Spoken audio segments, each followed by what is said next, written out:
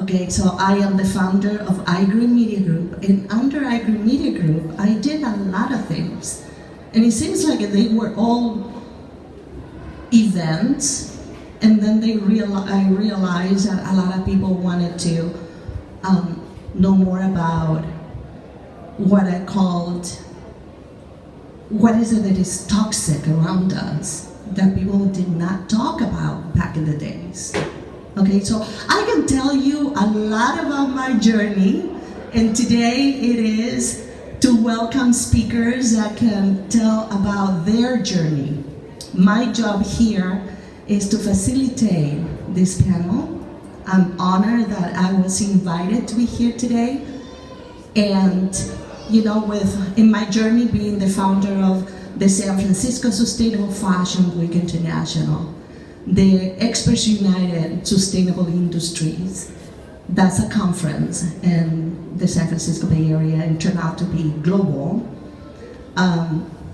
We did in 2020 45 speakers from around the world. In 2021 we did 65 speakers around the world, and everybody with one goal, one commitment, one love: humanity and the planet. So I want to welcome you all as you come, being interested in what these ladies have to say. And like that, we learn little by little from all of these vendors that are here, from those that they create these natural and healthy and eco-friendly products. Those are the industries that we need to really support. So let's start. Thanks for being here, okay? Anyways, if you want to connect with me, just get your, scan the QR code, and I'll be happy to connect with you, okay? What I'm doing lately is to be committed to the financial future of each of us, as we're very important human beings. So at the end of the day, are you protected? At the end of the day, do you have your family protected? Are your parents struggling financially? And that is my commitment now. I realized last year that I got COVID, that at the end of the day, if I don't work, I don't have any money. How can I continue my work as an environmentalist? So there's a lot to learn. And also, there's a lot of free education. A financial education that is available to all of us. So I am your contact, and feel free to connect with me, okay? So let's start, and let's give all of the speakers a round of applause, please. Thank you so much. Also, I would love to acknowledge Ashleigh Dawson and her team for putting this event that is just the beginning, and I hope to see you again next year. Earth Day is every day, as we say. So let's start, and thank you for your attention. We're going to start with welcoming Pentene Milner, founder of Journey Your Style.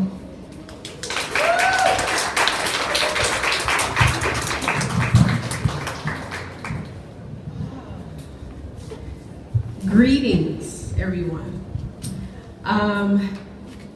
Wow, this is amazing. You all look beautiful. So I am Pentene. I am a mother first and foremost, also wardrobe healer and a certified self-worth and alignment coach. I support women in aligning with their truth, restoring their worth, and also strengthening the relationships within themselves so that they can fulfill their life vision. This journey started during a very tumultuous time in my life. I was going through a very dark time, which ended up being one of the most awakening times of my life. And so it really speaks to just how important healing is. And not only with healing yourself, but also having the connection with Mother Earth, with Mother Gaia. And so, yeah, so that's a little bit about me. And so,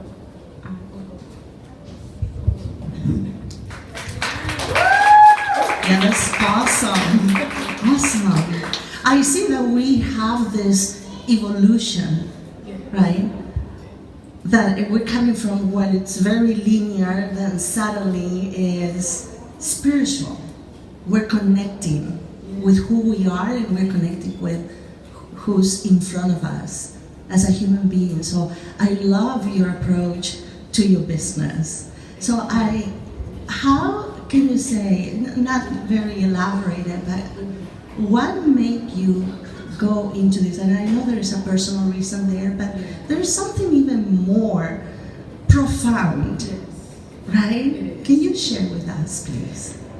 Yes. Well, the dark time in my life was when I went through, I was experiencing divorce trauma and narcissistic abuse. And so when I was going through that, I actually ended up attending therapy for the first time. And that's when I discovered that I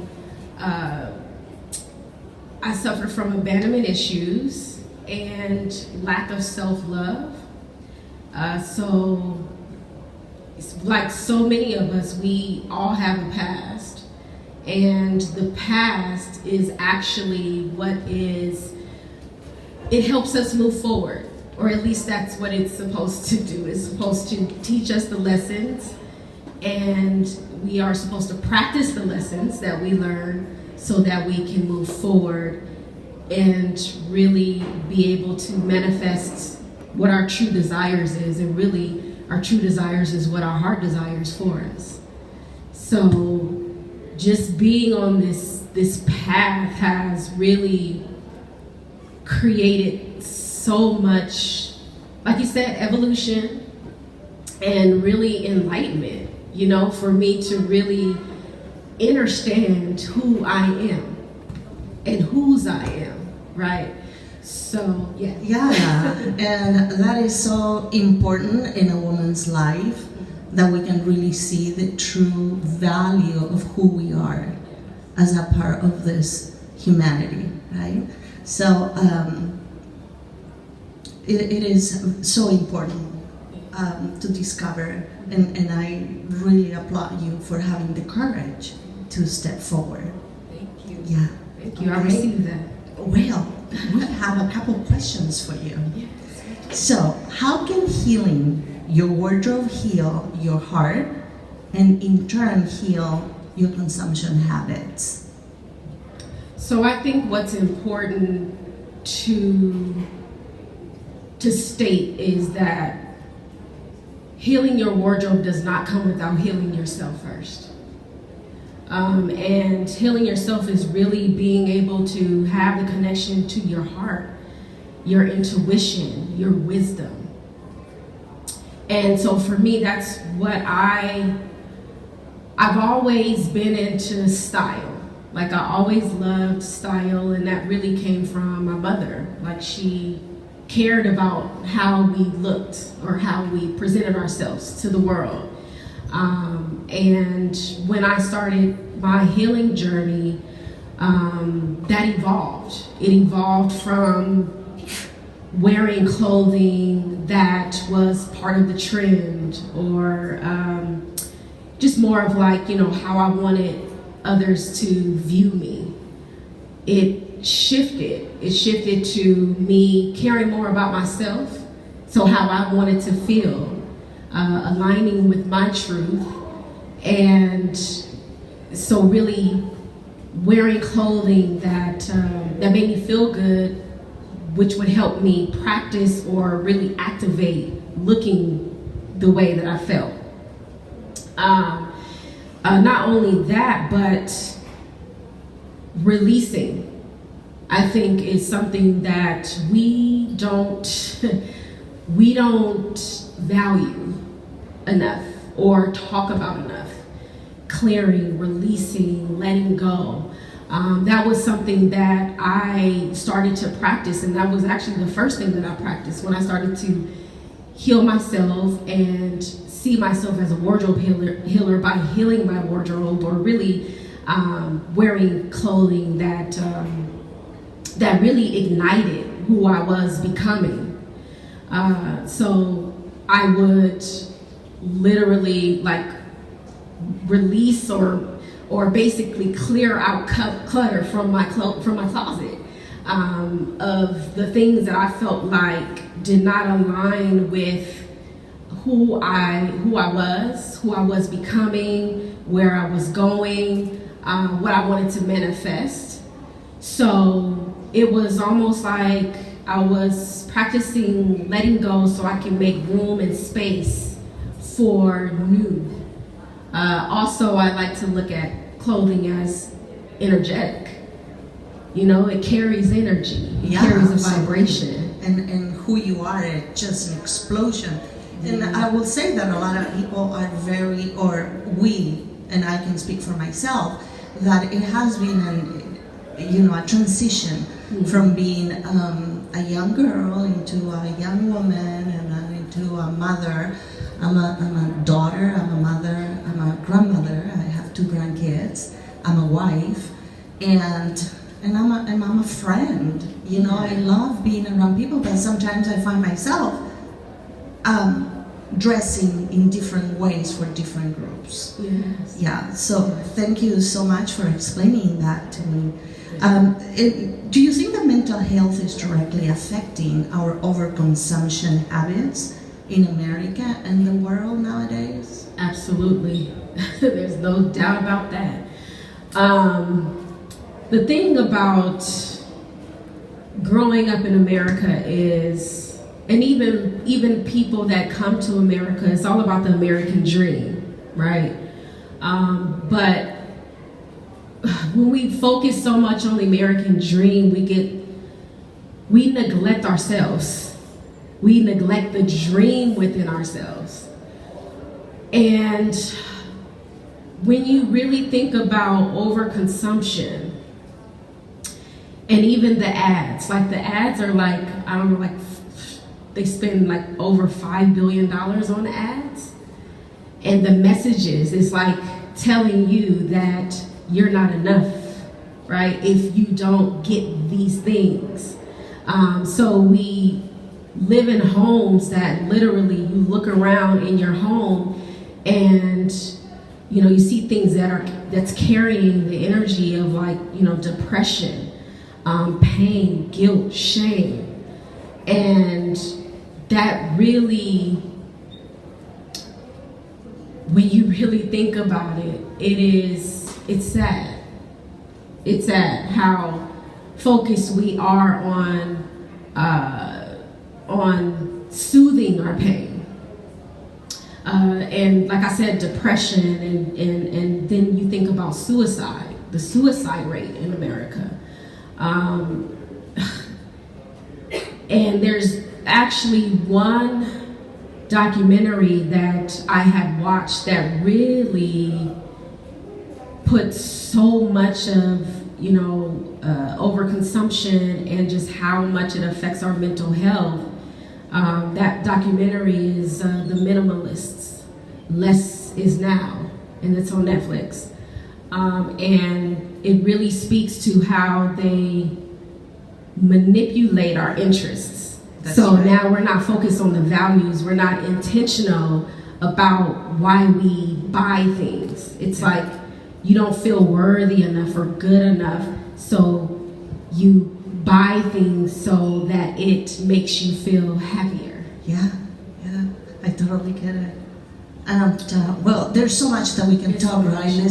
Let's move on to our second speaker. Yes. And thank you so much. Thank you. Thank you so much.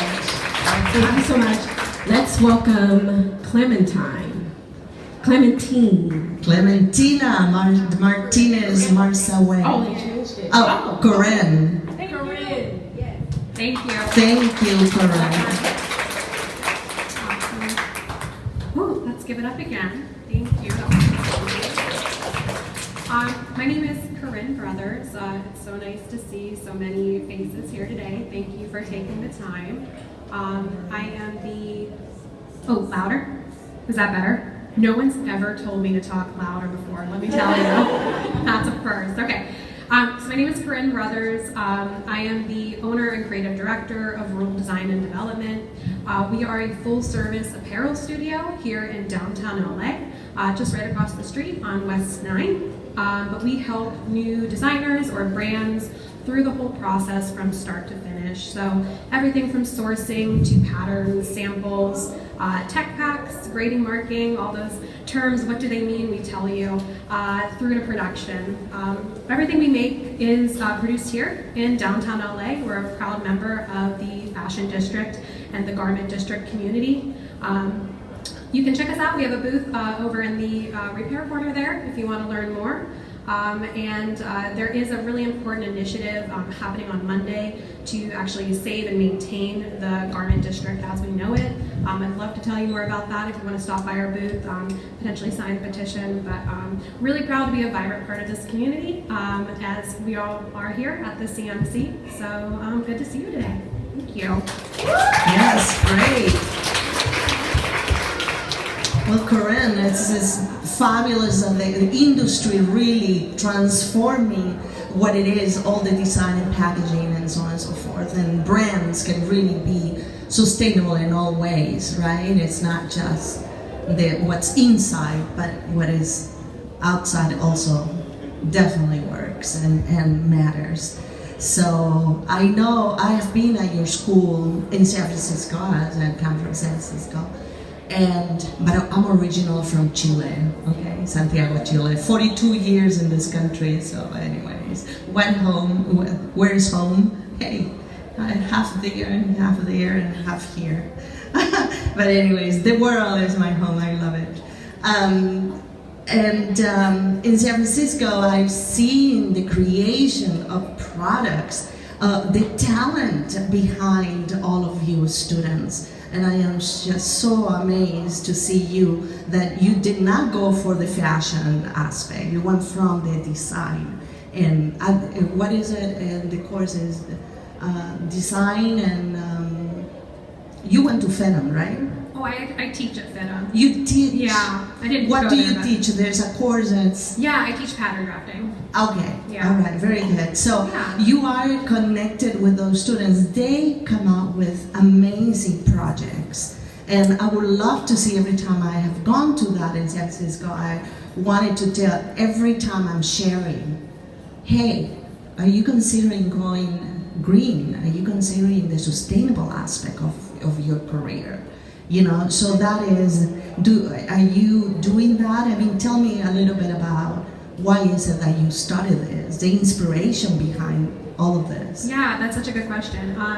I am a designer, as you mentioned. I do teach pattern drafting at FIDM as well. I am a pattern drafter. That's how I started my business. That's what I am by trade. And it's also, frankly, why I love manufacturing in Los Angeles. I'm a very tactile person. I like to touch things and know how they're made. And so that's where pattern drafting came from, through to our domestic manufacturing as we now run the operation. But the inspiration, being a designer, you think like, okay, do we really need more product? Do we really need another fashion brand? And I'm sure if any of you are designers, you might have asked yourself the same thing. And when I started my business, I really kind of sat down long and hard and thought about that. Like, is this just another, drop in the bucket? But at the end of the day, like, maker's gonna make, we're gonna make, right? And so if we can make it better, if we can make it more thoughtfully, then I think we are really making a difference while still exercising, that creative spirit that is within all of us. So that's my real approach to my work personally, but the work through my business and the work we do with our clients, our brands and designers, is to help them, bring their creative visions to life, but also to help them think about what are they making it out of, how many are they making, how, is that process done so that we can add value to the product and to the story and to the creation, so it's about more than just a product. Yeah, I love all that. Yeah, thank you for being one that makes a difference within such a school. And I have a couple questions for you. Can you explain the price gap from fast fashion to slow fashion and why it exists and will never be altered? Yeah, that's such a good question. So really, fast fashion is all about turnover. It's about more and more, and for as cheap as you could possibly be doing it, right? So when we think about slow fashion, it really is a movement in the opposite direction. So it's producing less, maybe taking longer, but also potentially having some more thought and consciousness behind the product and the process of creation. And so relative to that, we've kind of touched on about material, labor, time, all of these things are going to increase that price. And so when we look at fast fashion in the name, it's quick, cheap, you kind of can't consolidate these two sides. There's always going to be that gap there. And I mean, I believe in moderation. I feel like, in a perfect world, there's, room for a little bit of everything. I just think we've really, swung so far to one side, and we really are all desperate for, a shift back to a different direction. So it doesn't mean that, in your wardrobe, you can't have a mix of items, but I would love to, encourage everybody to look into their closets and think, how much was this when I purchased it? How long did I, wear it? What type of use did I get from it? And just see if there's variety there. And if not, maybe start to encourage that and explore, other, areas that, maybe would be more on the slow fashion side, but potentially cost a little bit more.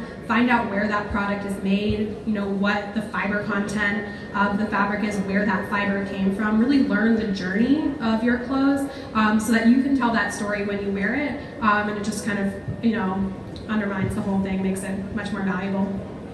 Yeah, and I'm gonna tell you, it's just like I don't need to buy stuff. I go in my closet and I go, what am I gonna wear, right? Because coming here, I didn't buy anything.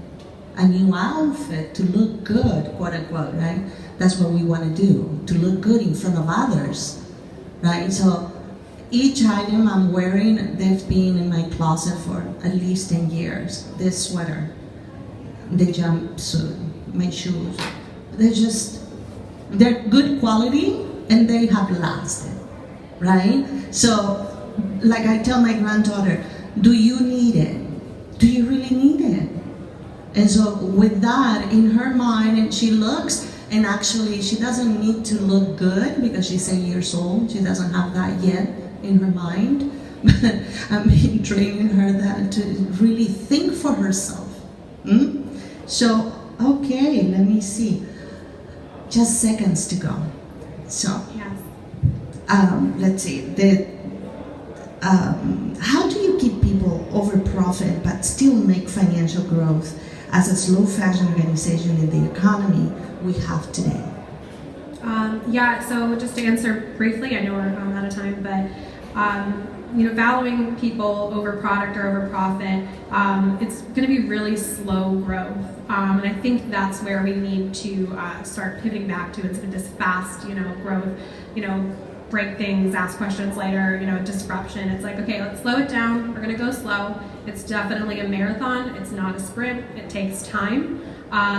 And you can learn in a new way through that by figuring out, who's on this team, who's making the product, who's making the material, where, again, are those fibers coming from, and really break it down, get really microscopic with it, which again is going to take, a longer time and be slower growing, but that would be my advice on that. So.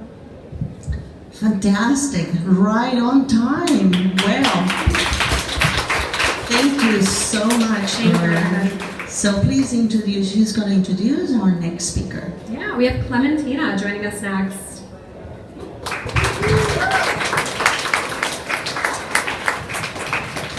Hi everyone, thank you so much for being here. Happy Earth Day, beautiful people. You all are amazing and beautiful. My name is Clementina Martinez Musarwe, and I'm very thankful to be here amongst you all. I am here from Oloni. I do want to acknowledge my ancestral land of Chichimeca, and I do want to say thank you Tangla for having me here. I am a slow fashion designer focusing predominantly family on upcycling, and I am also a green filmmaker, and I am also a zero waste artist, and now going into music. So I'm very happy to be here. I am looking forward to hearing more about what everyone has to say in regards to the direction we're heading in and solutions. So thank you for having me, and I'm going to take a seat right now. I am the founder also of DNA Sustainable Threads and Be the Bird, which had the first film festival in San Francisco. That was, yes, thank you. And we're going to be going into our 3rd year. So I welcome all of you. If you're up in Ohlone territory, San Francisco Bay Area, please come and join me. Thank you. It is such a pleasure to be here and welcoming all these amazing ladies, and Clementina, she's my friend, I have to say that. We've been in this journey for quite some time together, and we have collaborated, and I'm just so love who you are. Please tell us, it has been a roller creative. Yes. So please tell us. Yes. Well, what I do is I predominantly use a lot of talents in every field that I can, just because I consider myself more of an artist, and I use different genres to get the message across. It's more about the story, and also uplifting everyone, letting everyone know that this is an inclusive and diverse space, and everyone is welcome. So. Yeah, that's wonderful. So, in your career as a designer, you were in corporate before. Yeah, fast fashion actually. Right. I did for 12 years. So it is important for us to know that she was in corporate, then moving to sustainability. Yeah, well, my whole journey has been actually, it's been circular. So I actually started in custom, where I was an assistant for a designer named Von Terry, and he designed for Prince, Janet Jackson, a lot of musicians, and I learned from him quickly how to work in that industry, but it quickly shifted. I was offered jobs in fast fashion, and I want to say it was about 10 plus years that I worked in fast fashion, and I got to see the very detrimental effects of it and how the owners were not willing to budge. I kept butting heads with them to the point where I was so burnt out, and just seeing all the catastrophic issues that were coming up from fast fashion. Not only the human exploitation, but also the polluting effects of it, and the chemicals that we're using, the fabrics, and the waste. It's a very wasteful industry. And that's why I shifted into sustainable fashion, because of that. Yeah, thank you, because you have inspired a lot of people. When I do the San Francisco Sustainable Fashion Week in the last 2 years, 2020, 2021, we did it virtually, and there was such an inspiration from, and some of the designers here as well participated, where they talk about their journey and why. And so I think it is so important that each of you, find your why as we have found it, right? And so we become the leaders of our own lives. And now standing together as a group of people for sustainability. So, to all of you, thank you. Let me give you a question. What are the issues and environmental risks that come with landfills that have been purposely built in vulnerable communities? There's a lot, and there's way too many, unfortunately. I won't say I'm an expert at landfill waste, but I have been doing a lot of research, especially for films, and my installation that I had in San Francisco at an art gallery that pretty much, I believe, might be the first in the world that has incorporated art, fashion, and film to bring awareness to textile landfill waste. And the fact that it is impacting the global south, and that's something that's not talked about a whole lot. There is awareness that is coming to it, but you have malaria and Cancer Alley. You have so many illnesses that are coming out from these textile landfill wastes that are next to these communities, that are very vulnerable. And when we talk about just the fact that the government itself, there are certain places in the United States that won't allow textile landfill waste. They won't allow fabrics to go in the ground because they're so toxic. But yet, they allow our largest organ in our body, our skin, to be okay with it. So when you think about it, it's like, why is it okay to put it on our bodies and get all these ailments, but you can't put it on the ground. But then they ship it to other countries and the global south predominantly, and it's people of color, and they're not taking accountability, and that's what I'm trying to bring awareness to.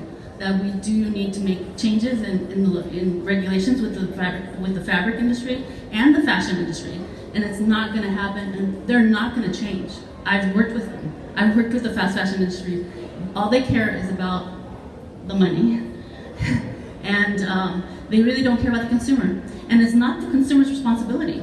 They've been, in some ways, they've been marketed, almost brainwashed, I want to say, to make you believe that you have to wear the latest style, that you have to buy every week, that you have to look a certain way. And I'm here, and all of us are here, and I know a lot of you know this, but the general public does not. And that's what I find very, very incredibly moving when I have these art exhibits and people are watching the films, they're seeing the art, and they come up to me, they're like, I had no idea. I had no idea that this was happening. Because the media is not covering it a whole lot. I mean, it is coming up, but it's the consumer that's going to be putting the pressure on these corporations, these fast fashion brands that are not going to change until the laws change. And that's by us putting pressure on them. But it is not our responsibility. They keep shifting it, saying it's the consumer. But it is corporate accountability, responsibility. It's their responsibility. Speaking a little bit more about that, I have just a short insert, which is a new film, actually 2 years old. Michael Moore produced a film called Planet of the Humans, not Planet of the Apes. Remember that movie back in the days? Yeah, Planet of the Apes. Okay, it is Planet of the Humans. Please watch it. It's almost like a reset for what the corporations are doing from a toxic, conventional environment, making billions of dollars, trillions of dollars, the way they have been doing this, the way the industry has been until today. And now they have found a way, and we talk about greenwashing. Be wise, people, because they are winning at making us believe that they are doing good by doing green. And if you watch the film, you're going to see how they have manipulated to continue destroying and make you believe that what they are doing with green products, the green economy, by all of the aboves, are going to resolve the Earth's problems. And it's just not. So please watch it. It's, again, Planet of the Humans on YouTube. I just want to add to what Sandra just brought up. I think, all of us are here because we are tied to what is very important to us, which for me, it is about future generations. I've already accepted the fact that probably I have about 10 or 15 years that I could really push hard to bring awareness, but I am considered an elder, so I want to be able to make as much impact, and that's why I'm trying to utilize as many tools as possible. But the industry itself, the sustainable fashion industry, I don't know if you want to call it an industry, it's more of a community. We all need to support each other. Businesses need to support each other because there's more of them than there is of us. There's plenty of space for all of us. So bring businesses on board, support community collaboration. It's so important. We need to make change happen a lot faster. And this is a perfect event to be in, right? So you will learn about many of them. Please give them your questions to all of those amazing vendors. How can upcycling reduce landfill waste, and how do you define fashion waste? Oh my goodness, well, fashion waste, I say there's no fashion waste because you could use literally everything. Scraps, blankets, old blankets. It could go into animal shelters. You could also use waste for insulation. Do your art. Yes, I do my art from it. I make art from that. Yeah, definitely. I mean, as you see on my face just lights up upcycling because I have such a big heart. I am a still fashion designer, but I'm predominantly an upcycler. And I just know their heart and how much they give to that space because we're trying to repurpose and redesign things that are already in existence so that they don't go into landfills. So please, if you haven't had a chance to watch one of the films, that there's several actors that are in here. Elle is one, and also Claire. I don't really know if she's here with Kingdom. And that I produced with Roxana Chabela, and it is about upcyclers, and there's more to come. There's just, well, I don't know if I could say it yet, but there is more to come and maybe possibly streamed. So that is our nature. Always something new is coming. So thank you so much, Clementina, and let's introduce the lady of the day. Yes, the amazing Ashleigh Morgan, founder of Recycle to Riches. Hey! I usually don't need microphones, so if I'm blasting your ears out, let me know. I'm Ashleigh Morgan Dawson, founder and president of Recycle to Riches. It's a nonprofit that is doing and hosting this annual Earth Day Summit. Thank you. It's our biggest fundraiser of the year, so please find a QR code, donate, and also I do want to encourage everybody to support our speakers. This is really important. It's so challenging to go to all of these speaking engagements and get the word out there. And we have a $3,000 goal for all of our speakers. So feel free, even $5 or $1 helps out. You can scan the QR codes and it'll go to the individual speakers and the moderator as well, Sandra. And I also just wanted to say, I started this journey as an upcycled fashion brand. And just throughout that process, I realized that every single avenue of consumption actually needs help. I realized we're on a linear production system and we need to transition into the circular economy. We no longer need to be on the take, make, waste system. We need to be on the taking from our waste and making resources from our waste. So that's the circular economy. Using everything that we've wasted to make resource. And so that's how we started, was the slow fashion upcycled brand, Recycle to Riches. And then come 2019, we had an angel sponsor, Black Card Circle, come up to us and say, I think you need to be a nonprofit, a 501c3. So we made that transition in 2019, yes, right before the pandemic happened. And it was great because we had plenty of time to be in our back little office. I had plenty of time to figure it all out during the pandemic.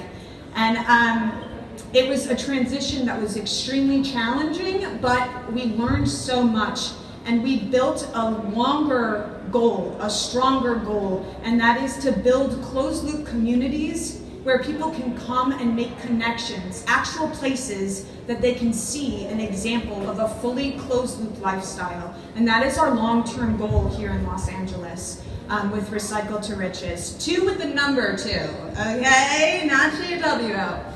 So that's a little bit about me, and that's what we do here at Recycle to Riches. Please come and talk to me after the summit. Ask any questions you need. We're all about communication, collaboration, and community education. So thank you for joining us here at Earth Day Summit 2023. We're so excited.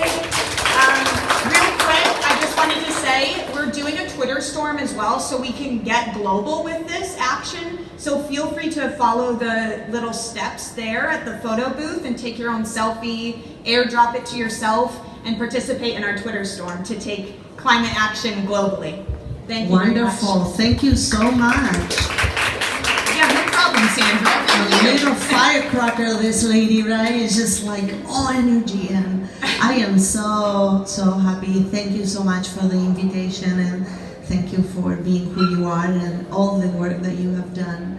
I just, when people express their leadership like that, together with a commitment of who you are in life, that is the space you want to be. So life is fulfilling, really. At the end of the day, we're doing something good. Not just for us, but for all of us, right? The collective, I call it. Anyways, I have a couple questions for you, lady. Okay. Let's see. So, can you explain linear and circular economies? I know that, you mentioned a little bit about here and there, but how are they different? So expand a little bit more on that and give us some good examples of circular companies. Yeah, sure. So there's a lot that goes into that, but I'll give it as briefly as possible. We'll focus right now on the linear economy. The linear economy, as I mentioned, is a take, make, waste line, if you just picture a line. And this leaves large gaps in the production system for the consumers to fill in themselves, actually. And they're never actually filled in properly by the consumer. These gaps that you're seeing in the linear economy is land stolen from, indigenous communities to grow our fibers, to put on our clothes, to make clothes to put on our bodies. It's the hands that are actually making your clothes and all the items. Those are the gaps in the linear economy that you are not seeing. With the circular economy, not to mention pollution, and a whole bunch more. But with the circular economy, we focus on really transitioning all of those gaps and showing you those little secrets that the linear economy doesn't want to show you. And not only do we show you those in a circular economy and with a circular brand, we want to show you who made it, and we want it to be a good story. We want to tell you what fibers it's made out of. We want to show you where the fibers were actually made and what farmers we're actually supporting, the local indigenous farmers. So with the circular economy, it's exciting because you actually get to find out more about what you're consuming. And I just like to say, we might go through it now or later, but a curious or conscious consumer is a curious consumer. So when you're being conscious, you're just being curious about what's on your body and what you're consuming. You're asking the questions. That is some of your calls. I mean, I've been around for a while, right? And I mentioned before, I spoke about green economy and now a circular economy. But is that green? Is that sustainable? I mean, it can be a product that is not sustainable, right, and get into the market and be circular or started to be circular, right? Right. But is it that being said that the product being produced is going to be from sustainable resources coming to be a product, and then we do so? To me, it will be like a full circle if we start from the beginning. Exactly. But as consumer, we make them. We could make them, right? If we tell them and we choose wisely when we purchase. What can you say about that? And I'm sorry, that's my own question. No, that's totally fine. I don't actually understand fully the question, but I think I can touch upon it a bit. The importance of that is the fact that when you're starting from the full circle, and you're starting from the beginning, which is very important, you want to make sure that the materials you're using can be circular, like what you said. So there are some products such as, upcycling water bottles or recycling water bottles into a new item. I can call that circular because you're using something that's waste, right? So I can call that circular, but you always want to be careful about microfibers that are getting into the waterways with recycled materials from plastic. So there's little things that you have to be careful for. But again, that's what we're here for. If you're wondering what the heck, is this really a circular brand? Is this really in the green economy, come to Recycle to Riches, reach out to us. Any one of us would be happy to answer that question for you. Yeah, and then we're talking about microfibers in textiles or microbeads in all of the beauty products. Whatever you put in, the softer, the more plastic in it. Little tiny microbeads, so you can feel it that it's soft. Oh my God, it's so nasty. Anyways. But that goes into the waterways. Yeah. Yes, and so now then it goes into our, the marine life, and then we eat it. No, so it's just really problematic. The other question I have for you, Ashleigh, is what is that Recycle to Riches LCA? Yeah, the life cycle analysis that we do. Yeah. And how can consumers use this to be more conscious on their consumption? 5 points of sustainability: resources, manufacturing, distribution, use, and done life. Yes. Please expand. So the life cycle analysis is public information. It's on our website. You can just go to recycletoriches.org and go under the directory, and then it'll show you life cycle analysis, LCA, and you could click on that. It'll go to a Canva. I love Canva, and you can see all of the questions that we ask brands that are on our sustainable directory. So you can score your own brands that you want to consume. If they hit those boxes and you're seeing all of this information that we're asking on their website, and you can find this information, most likely they're a good brand to purchase. But again, if you have a second question and you're really not sure, send them our way and we'll give them the okay or not. Yeah. So this has been wonderful, different aspects, different businesses, and different stands for life itself. Go ahead. Sorry, I just wanted to say one thing. So my Uncle Mark is here, and he is the owner of Eve Growing, and he has inspired me since I was very young to start this business, this lifestyle, and to just think about the universe and the earth you're living on and the population that is here, and take care of the planet that's already here. So I just want to say thank you to my Uncle Mark that flew all the way from Connecticut to be here.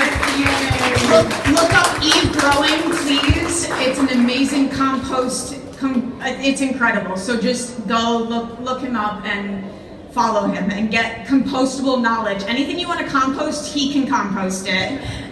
Sorry. That is very important in our lives nowadays, and the infrastructure is coming to be, available to all of us, so we can dispose things properly from home into these infrastructures, I will say, not to the landfill. Anything that any of you would like to say? Anything else? Thank you, ladies, for being here. It's been a pleasure. I wanted to point out Fashion Revolution. Sarah is here. If you could raise your hand, Sarah. Stand up, Sarah. Thank you for your work. If you all would love to come over to my booth, it's one of the first ones right as you walk out towards that way on the left side. Please feel free to ask her anything about Fashion Revolution and what they're doing. Sign up. We need more to join the community. We need you all. We need you all desperately. And then I wanted to thank Miss Ashleigh here. Thank you so much for having us here, bringing community together. You are very humble, and I really appreciate everything that you do and how you bring awareness to what everyone is doing. You like to magnify people's journeys, and with my greatest appreciation, I appreciate the work that you do. And finally, the moderator, Sandra Hanns, I wanted to congratulate you on your new journey that you're going to be starting in, and I don't know if you were able to touch on this, but with just making creatives like myself and others become more sustainably financially, so in a holistic way. So I think I wish you the best on this new journey. Thank you so much. It's really important to me. Well, we are going to open the floor for questions. If any of you would like to ask a question, please come on this side. And we can just line up and I'll give you the microphone. Hi. Hello, how are you? This question is actually for everyone here, to be honest. My parents died and they were clothes horses, and I found places to recycle, shirts and things like that, but not shoes or purses, and I don't know where to get the tools and materials to fix holes in sweaters, because I do know how to knit. So if anybody can tell me of a place to go in LA for that, great. Anyone knows? You can go Ashleigh? to the Rule DD. They're actually in our repair and reuse section today, so you can talk to them today. Corinne Wonderful. is the owner. Yeah, sorry, Corinne. I don't do any shoes, though. But you don't do shoes, but you can mend. Yeah. I'm so sorry for your loss. Yeah, I'm so sorry for your loss. Thanks. Tell us your name and your question. Please step forward. Yeah. Yes. My name is Ariel, and I have a question for the panelists. At what point would you say that you sort of started moving from like, I can identify something as a problem to like the tangible doing something about it? I think a lot of people struggle with like, oh, this is a really big problem, but like, what am I expected to do about it? And like, you guys clearly felt compelled to do something. So like, how would you describe in like I guess the most tangible you could explain, like, as a singular person, I don't know if any one person here is like more special or capable than anyone else, like how did you kind of take those first steps? Whoever wants to answer. When we're working with our brands, designers, clients, our approach is kind of a good, better, best model, and that's something I practice personally, and I think we could all weave into our lives. Because I think if we think about the big problem, like, I just want to go take a nap then, like it's too much, right? It knocks you out. So start with something small, identify something maybe in your daily life that you can maybe take control of. Taking a coffee cup right with you, and that's just like your personal thing. Once you get that into your habit, maybe think of your next step. Like, okay, are there any local initiatives I could maybe become a part of with composting or with refillable stations? I know there's a lot of that in LA, so you kind of notch it up to the next level. Maybe work on that for a few months, and then from there, are you maybe like getting involved with local government or with bigger organizations at a greater level. So just like notch it up step by step. Start with something small, something daily, and take it from there. And if you find yourself like slipping backwards, just like give yourself a moment and reset. But I think looking at the problem as a whole, we all find it really overwhelming as a singular person. And communities like this are great because you realize you're not alone and we can do it together. So it's a really good place to start just to find that community. Awesome, thank you. Is that all? Yeah, Thank you so much. Okay, wonderful. Next, your name and your question. Hi, I'm Daryl, and my question is kind of for Corinne, but if anybody wants to jump in there. So as a sustainable brand, how do you provide the transparency for upstream operations? And then if anybody else has any input for that as well. Yeah, that's a great question. I think that transparency is a really big word in the same way we said sustainability is a big word. So it comes to breaking it down again. It's really getting in there with the details and being comfortable with the fact that you're probably going to get something wrong and you might have to self-correct. But that's where I would start.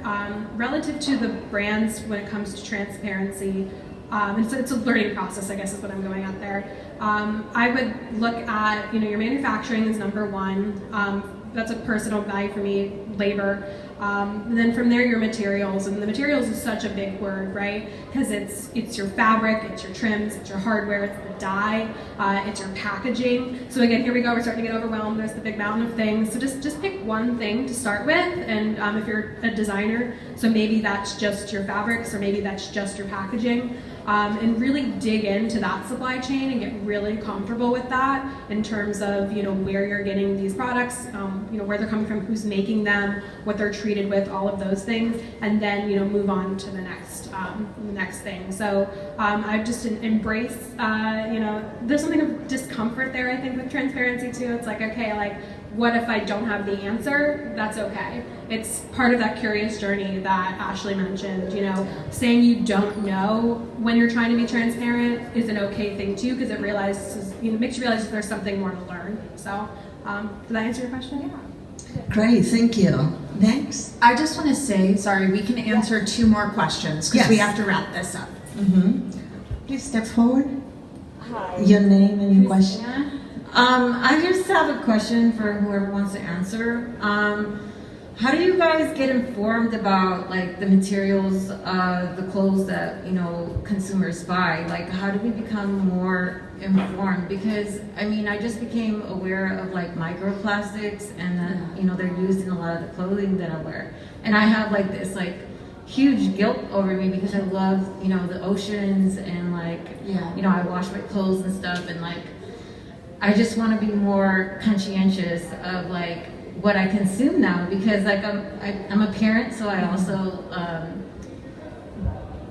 purchase clothing for my children, and I don't really like have that sense of like, this is made from like warehouse stuff that's probably really bad, and I just think more like affordability. So I started, buying at thrift shops, but I don't know. That's honestly a really great place to start. I'm sorry, I'm just going to interrupt you real quick because I'm excited to answer your question. And I'm sure we can all say something about this.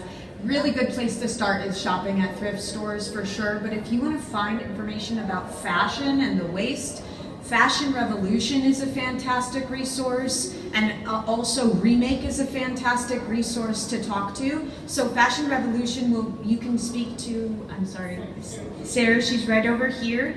You can speak to her, and she's in DNA Threads booth right over there. And then, and you're also with Fashion Revolution. So you're talking to all of them, and that's a really good organization to get to know facts. Yeah, that's how I learned about Rana Plaza. That's how I learned about all of the fashion industry, really. I just want to add, and I can understand because like most of the clothes, even thrifted, predominantly 70% are polyester, which is plastic. And what I could suggest is the way you wash it. Wash it in cold water, wash it less. If you are able to spot treat it, that's even better. And there's also filters that are coming out to capture those microplastics. Yeah, so it's there. There's solutions and innovations that are coming out like almost weekly. And just add the sustainable word, sustainable, when you search. If you want any product, just put sustainable and then find whatever you want. So then there's so much coming out, and those companies really need your support. Okay, next and last one, I'm sorry. Oh, okay. Hi, I think you guys briefly touched on this before, but I was wondering because the fast fashion industry is inherently fueled by consumption. So I was wondering, how would you recommend that brands and consumers avoid the cycle of unsustainable overconsumption? Yeah, sorry, I keep stealing the mic here, guys. I'll definitely give it to you. I just talked about this with Sarah Peeler from Spectrum News. I said, if you are dealing with overconsumption and you're like, how do I stop consuming myself? Because I really deal with that. Like, I shop way too much, not myself, but if this is you saying it, leave it in your cart for 2 days if you're online shopping. Leave it in your cart. You don't need it right away. If you go back and you're like, oh, actually, I really need that, you can purchase it. But to find just some control with your consumption habits, I do find a good place to start is leaving it in my cart for at least 2 days. Double checking my cart and being like, hey, is that t-shirt something I need? And by the way, when you're investing in sustainable brands, you're investing in the human that is creating those clothes, that is selling the small business and has that small business. So I would recommend also looking into what brands you're investing your money into as well. Because the more you learn about the consumption habits, the less you're going to want to be a part of that world. So just educate yourself and leave it in your cart. You might not need it. Yeah, for sure.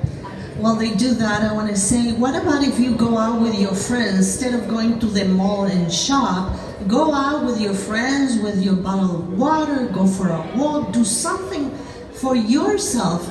Do not put your money into companies that are not doing any good for us. Sorry, go ahead. I wanted to add a couple of things. The first thing is to be intentional. Be intentional about your purchases. And just like Ashleigh mentioned, ask yourself the question, do I really need this? How would this best serve me now? So I think that is what is definitely key when it comes to making purchases, but really placing the value on yourself and not on the things. Because I think that's where we go wrong a lot, is not even thinking about how we are valuing ourselves. So that's all I wanted to add. Thank you so much for your questions. And I think that we actually wanted to have this time so we can just invite the audience to visit all of the stands. Yeah, I just want everyone to go make connections, talk. Please go to the sustainable market, talk to all of those brands that have been specially curated to contribute to the circular economy. So thank you so much. That's wonderful. Yay! Great job to have all of this done, Ashleigh. Thank you, all of you, for being here and support all of the vendors here today. And thank you. Thank you. And thank you, Sandra. It's my pleasure. Thank you to Brian. Thank you for wonderful work, and Marie.